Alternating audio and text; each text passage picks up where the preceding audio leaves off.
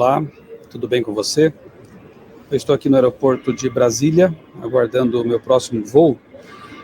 Eu venho de Porto Velho, participei neste sábado de um evento muito legal, um congresso de jovens universitários adventistas.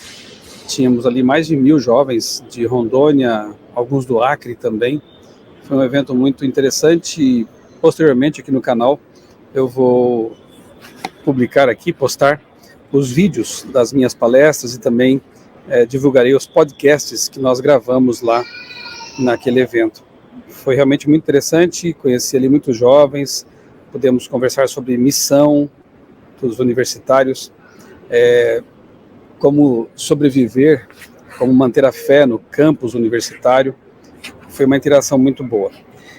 E como eu estou aqui aguardando então o próximo voo da minha conexão, que vai me levar para Campinas e de lá para Tatuí, voltando para casa, eu quero aproveitar para atualizar você das últimas postagens que eu fiz em meu blog outraleitura.com.br.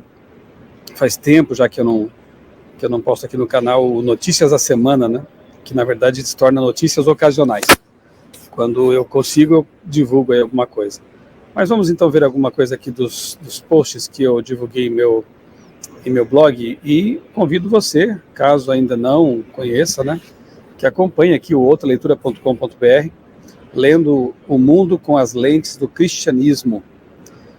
Eu vou de trás para frente, digamos assim, né? Vou pegar aqui as últimas notícias, as mais recentes, e vou avançando ou recuando, né, no tempo aqui nas postagens.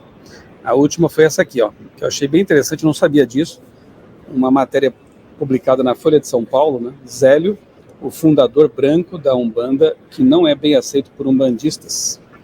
Para especialistas, a mitologia do caboclo das 7 encruzilhadas é uma forma de embranquecimento da religião. Ao contrário do que muitos pensam, a Umbanda, religião tida como de matriz africana, foi fundada por um homem branco chamado Zélio Fernandino de Moraes em 1908. Segundo matéria publicada pela Folha de São Paulo, aqui está o link, em 2 de janeiro de 2022, no transe vivido por Zélio, ele teria dialogado com espíritos de negros e indígenas e, por fim, incorporado um padre jesuíta italiano que havia pregado no Brasil colonial e acusado de bruxaria. Há líderes da Umbanda que não aceitam Zélio como fundador da religião por considerarem isso um processo de embranquecimento e entregar a primazia da religião afro-brasileira a um homem branco. Segundo Zélio, na última existência física, portanto, eles creem na reencarnação, né? Na última existência física do padre jesuíta, Deus teria concedido a ele que nascesse como um caboclo brasileiro. O fato é que a maior parte da população parda e negra, tanto no Brasil quanto na África, é cristã. E nós temos dados aqui, eu coloquei os links, né, para sustentar essas afirmações. E no Brasil, no sul do Brasil, a maioria dos umbandistas é formada por brancos, e menos da metade dos seguidores da Umbanda na Bahia são pretos. Se você quiser saber por que os cristãos não aceitam a reencarnação e o que a Bíblia ensina sobre a morte, clique aqui, então está ali o link também para um estudo bíblico sobre a morte.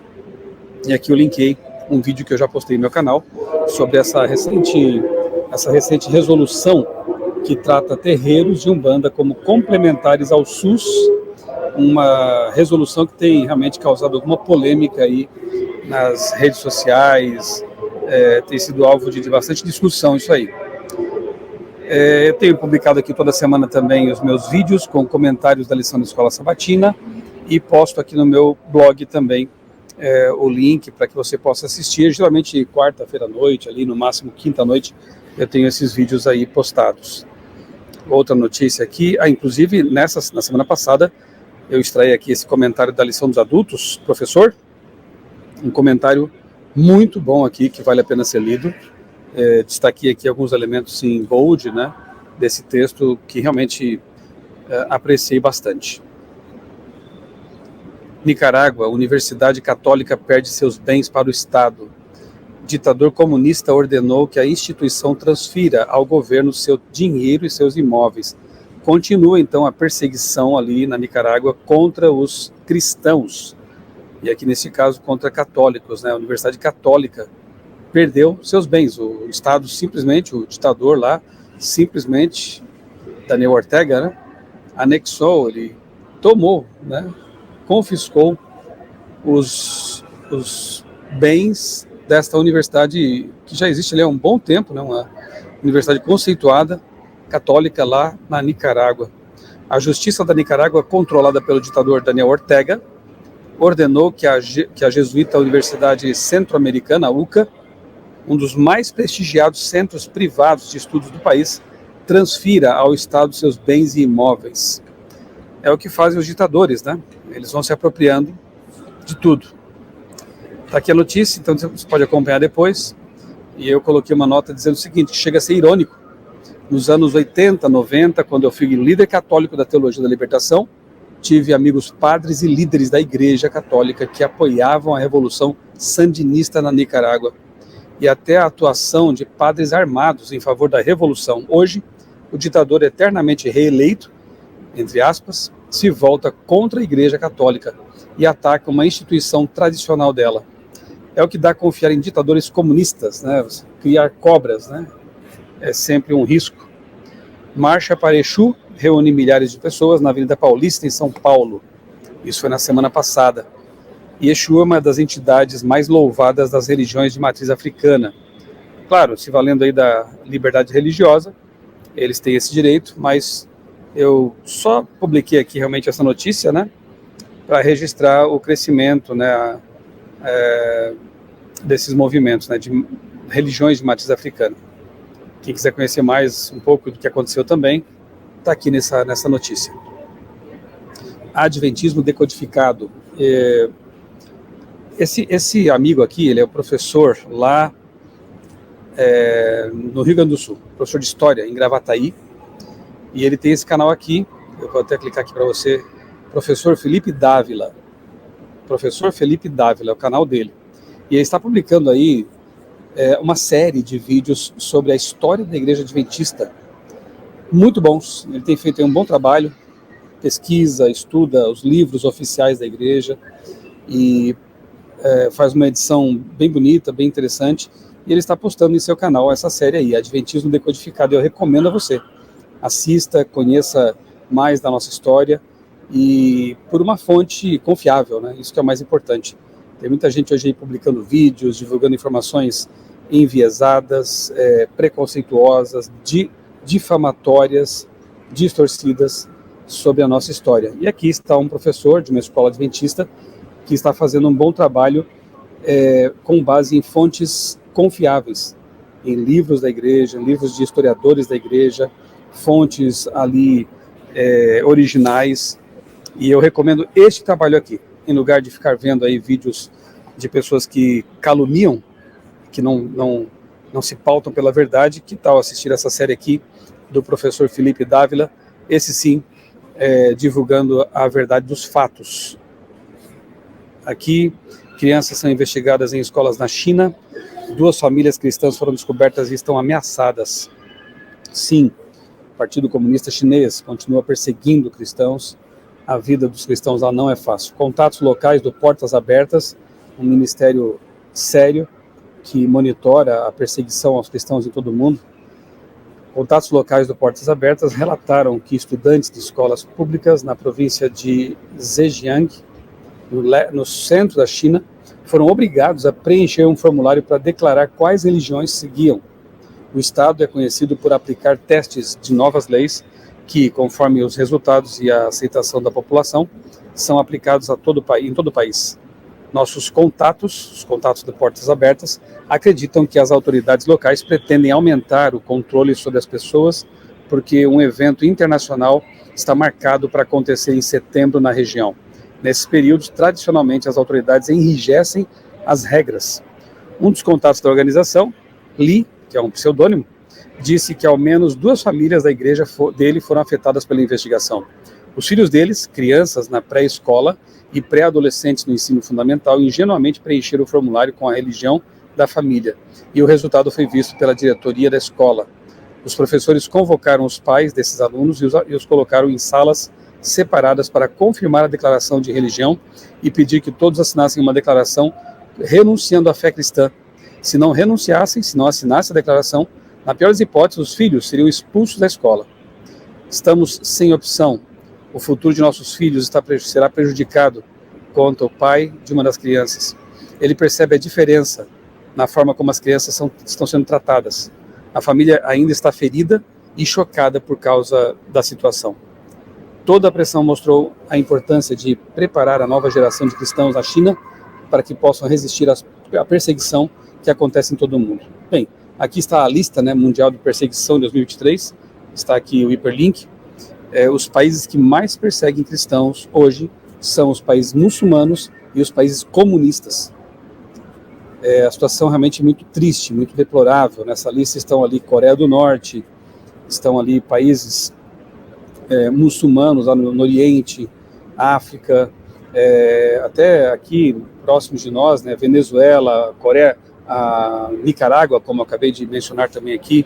Então oremos por esses cristãos perseguidos, que Deus tenha misericórdia deles e que Jesus volte logo para acabar com todo esse sofrimento, né?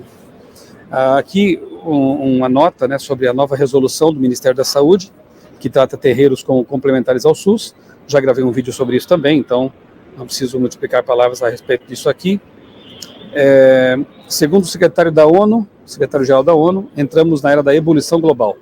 E aí estão as autoridades, a ONU, sempre mantendo vivo o medo da destruição do planeta pelo aquecimento global, pelas mudanças climáticas, né?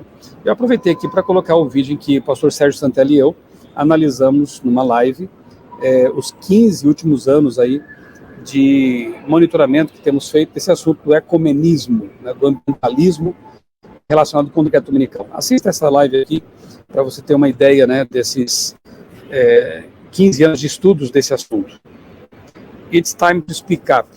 Foi uma palestra, um sermão muito bom do pastor Mark Finley, evangelista internacionalmente conhecido da Igreja Adventista do Sétimo Dia, falando sobre a questão da ideologia de gênero. Eu espero que em breve tenhamos esse sermão em português também, né? A versão em português, dublado ou legendada. Aqueles que entendem inglês, fica o convite aqui para assistirem. Foi uma palestra muito equilibrada, com um tom muito respeitoso, mas sem deixar de falar a verdade. É tempo de falar a respeito. E o pastor Mark Finley não podia ser uma pessoa melhor, né? Fez aí uma análise muito séria, bíblica, desse assunto que vem preocupando.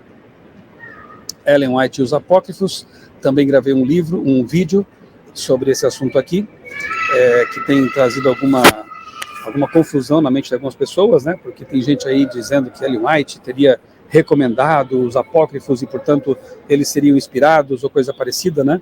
Aqui nesse texto e também lá no vídeo, esse texto aqui, que na verdade é assinado por Arthur White, que é o neto de Ellen White, e o vídeo lá no meu canal, aqui no meu canal, eu explico direitinho essa questão, que não tem nada a ver com o que alguns aí estão tentando, né, emplacar, como se apócrifos, aqui está o vídeo lá linkado já no fim do post, como se apócrifos fossem livros inspirados ali no mesmo grau de inspiração da Bíblia Sagrada, né? Adventismo Decodificado, aqui é o primeiro vídeo dessa série que o professor Felipe Dávila está fazendo, A Origem, muito bom, repito, essa série, vale a pena. E aqui eu vou citar mais uma notícia e paro por aqui, né, que tem mais coisas lá para baixo, enfim. Marvel assume poliamor entre Wolverine, Cíclope e Jean Grey. Os que acompanhavam quadrinhos, né, acompanham aí, eu fui leitor de quadrinhos durante a minha adolescência, quadrinhos de super-heróis, Marvel, DC Comics, sabem que sempre teve aí uma relação, né, um triângulo amoroso, digamos assim. Jean Grey, namorada de Cíclope, mas o Wolverine também tinha uma quedinha por ela, enfim, mas ficava só nisso, né? Agora a Marvel inventou que ali se trata de um poliamor, ou seja, todo mundo fica com todo mundo aí, né? É realmente a degradação moral alcançando aí as produções da indústria cultural, os filmes, as séries e agora também os quadrinhos, tentando normalizar aquilo que é contrário aos princípios da nossa civilização judaico-cristã, os princípios bíblicos, né? De que Deus criou um homem para uma mulher numa relação de heteromonogamicidade, né? Um casal, biblicamente falando, é assim. Agora aqui você tem poliamor, né? Um triângulo amoroso virou poliamor. É lamentável, né? A campanha de destruição do conceito bíblico de casamento vem sendo promovida há anos, mas agora se torna ainda mais escancarada. Como se não bastasse a intensa propaganda da ideologia de gênero via indústria cultural, as escolas agora os quadrinhos de super-heróis também se prestam a isso. Poliamor é um nome bonitinho para adultério, consentido. Deus criou o casamento heteromonogâmico, um homem e uma mulher em fidelidade. Qualquer relação conjugal que se afaste disso, embora possa ser reconhecida por lei, vai contra o que Deus estabeleceu. Mais uma aqui só, que também é uma notícia bem legal. A ADRA, Agência Adventista de Desenvolvimento e Recursos Assistenciais, inaugura 3 casas de acolhimento em São José, Santa Catarina. Parceria entre a Prefeitura da cidade e a Igreja Adventista visa atender pessoas em situação de vulnerabilidade social, em especial crianças. E aqui está o link para que você possa ler a matéria no portal da Igreja Adventista na América do Sul.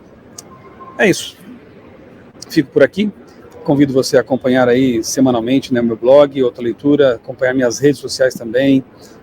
Tenho aí o meu Instagram, @MichelSonBorges, tenho o meu Twitter, @criacionismo, Facebook também, @PRMichelSonBorges, e meu canal aqui no YouTube. Se você não se inscreveu ainda, fica o meu convite para que você se inscreva, acione o sininho para receber notificações de novas postagens, novos vídeos, e compartilhe os conteúdos se você achar que vale a pena mais pessoas terem contato com essas informações e com esses conteúdos que eu tenho postado aqui no meu canal.